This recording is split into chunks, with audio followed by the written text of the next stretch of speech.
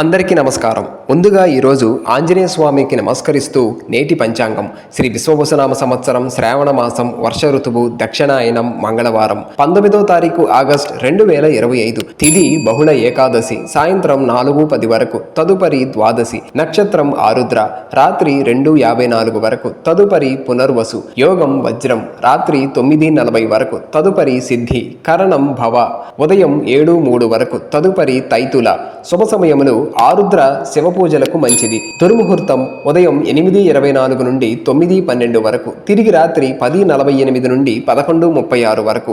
ఈ విశ్వవసునామ సంవత్సర భాద్రపద మాసం శుద్ధ చవితి 27/8/2025 బుధవారం వినాయక చవితి సందర్భంగా విఘ్నాలు తొలగించి విజయప్రాప్తిని కలిగించే విఘ్నేశ్వరునికి సహస్రమోదక గణపతి హోమం జరగనుంది. పాల్గొనదలచిన వారు 7845688017 నంబర్ను సంప్రదించండి.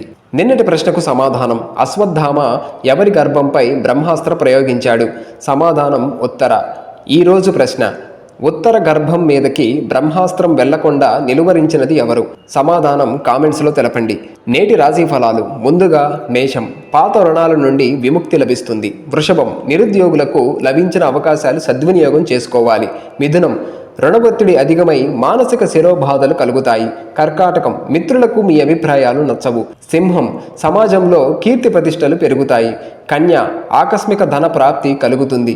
తుల కుటుంబ సభ్యులతో చిన్నపాటి వివాదాలు కలుగుతాయి. వృశ్చికం చేపట్టిన పనులు అనుకూలంగా సాగుతాయి. ధనస్సు నూతన వస్త్రాభరణాలు కొనుగోలు చేస్తారు.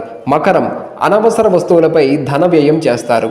కుంభం సంతానం విద్యా విషయాలలో సంతృప్తికరంగా ఉంటారు. మీనం ప్రయాణాలలో మార్గావరోధాలు తప్పవు.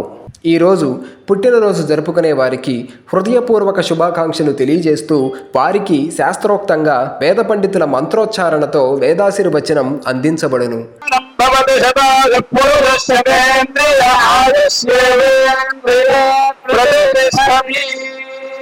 సర్వేషాం ఆస్తిక మహాజనానాం తత్తద్గోత్రాణాం తత్తన్నామధేయానాం క్షేమస్థైర్యధైర్యవీర్యవిజయ అభయ ఆయురారోగ్య ఐశ్వర్యాభివృద్ధిర్భూయాత్ భవంతో మహాంతో గృహంతో సర్వేషాం ఆస్తిక మహాజనానాం సాగ్ర శతవర్జపరిజంతో సుఖేన జీవన సిద్ధిర్భూయాత్ భవంతో మహాంతో గృహంతో సర్వేషాం ఆస్తిక మహాజనానాం జాతకరీత్యా గోచారరీత్యా ఏ గ్రహాः రిక్తస్థానేషు స్థితాः తైస్తైః క్రియమాణ కరిష్యమాణ సూచిత భావిత ఆగామి వర్తమాన వర్తిష్యమాణ దుష్టారిష్ట పరిహార ద్వారా సతతం శుభ ఫలాప్తిర్భూయాత్ భవంతో మహాంతో గృహంతో